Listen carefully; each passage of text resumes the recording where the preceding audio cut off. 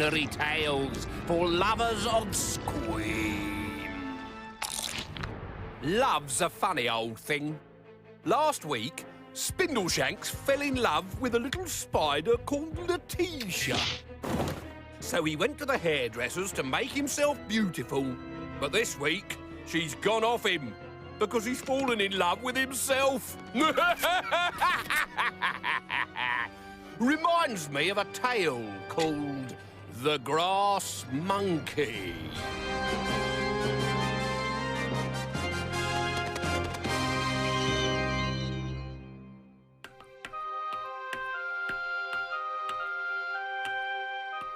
Spike was born with a spike of hair and sticky out ears like a monkey. He lived with his sick mother and a bony cow called Ruby. They were so poor that Ruby hadn't tasted grass in weeks. Hair fashions. Most days, the only customer was a girl called Esmeralda, a loud-mouthed madam who came in 7 days a week. Of course, Sandra, I prefer a man's body when it's covered in hair. Oh, yes. Esmeralda was desperate to be crowned Miss Goldenlocks. To win this competition, she spent £50 a day having her hair teased into a mountain of starch and glue. Oh, stop it, she squealed. I'm here to be made gorgeous, and those horrible hairs are tickling my nose. Go away, monkey boy. Although Spike never expected a girl as beautiful as Esmeralda to like him, he harboured a sneaky hope that she might. And what are you doing? Nourishing your roots. With Nout Inside complex? Of course. And added Gully Girl gluten with Costa Bob Ortulin? Yes. Because I need my chemicals, Sandra. My hair has to be stronger and longer than anybody else's, or I'll never win Miss Goldenlocks. Tea? Just the way you like it? Oh, go away, you brute. Can't you see I'm preening? Fury, shouted Esmeralda's father. And grave disappointment, added her mother. These are the emotions that are currently troubling your father and I. We have forbidden you to come in here every day. Oh, go away. But those chemicals will ruin your beautiful hair. They'll turn it green, Goldilocks. Then I'll dye it back again.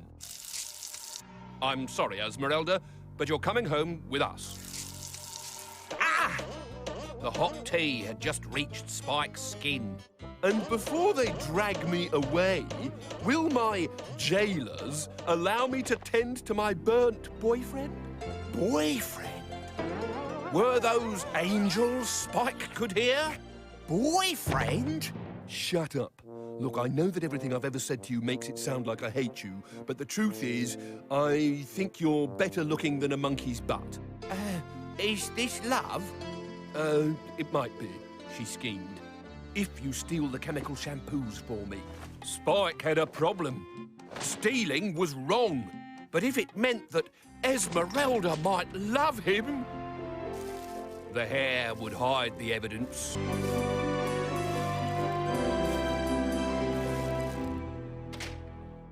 When he got home, his mother was up for the first time in months. Look, she cried. A hobgoblin left this magic grass for us this morning. Are you feverish? No. We plant one seed a day, just one, mind, or the magic turns bad. And it grows overnight. Is that good? Yes. Ruby eats the grass. We sell her milk. It's a miracle. Wicked, said Spike as he ran down the road to Esmeralda's. On the way, he remembered her passion for body hair and turned himself hairy.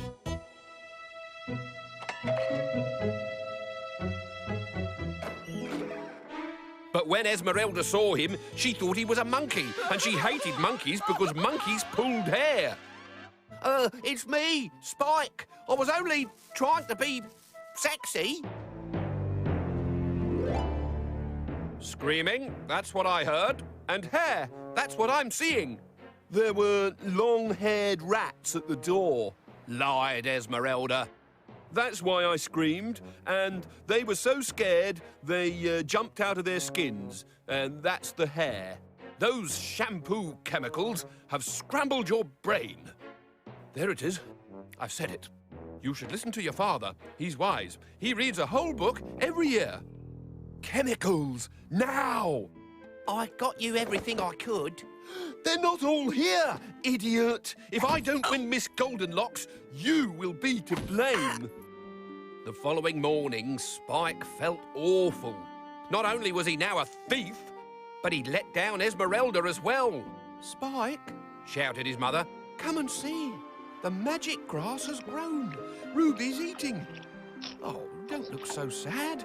Our troubles are over.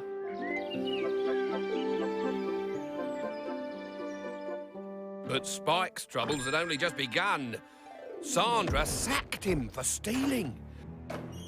And when he told Esmeralda that he could no longer get her chemical shampoo, she kicked him in the leg. You've let me down. I must have the biggest, longest, thickest hair in the whole wide world. And then it happened. Don't move, said Spike. Look, Spike, our first milk in a month. Isn't it a beautiful day? It is, Mum. It's the most beautiful day of my life. Go on, eat it. But my hair will be green. So, dye it. You told your parents you would. All right, I will. Only one at a time, or the magic turns bad. No, nonsense. The more seeds I eat, the more luscious my locks will be. But, do you love me now, Esmeralda? Oh, ask me again in the morning when we see if it's worked. When Spike got home, his mother had gone back to bed.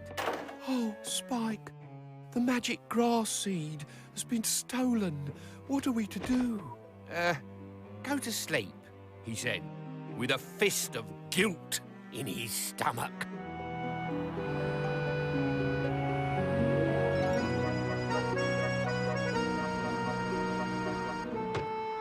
The next morning, there was a furious knocking on the door. Shh! You'll wake my mother! I'm going to win Miss Goldenlocks! When I've finished with the peroxide, I shall have the most beautiful blonde hair in the world, and all the other girls will cry. I don't think so. Have you seen what else is happening? Esmeralda squealed, but the grass grew on like a great green river. And when it reached Ruby, she gobbled it up. Esmeralda and all. But because the magic seeds were inside Esmeralda, and Esmeralda was now inside the cow, a most extraordinary thing happened next. And Spike and his mother were never poor again. Roll up, roll up. Forget your boring moo cows. See the one and only Moo Cow, the only living herbivore who can eat herself.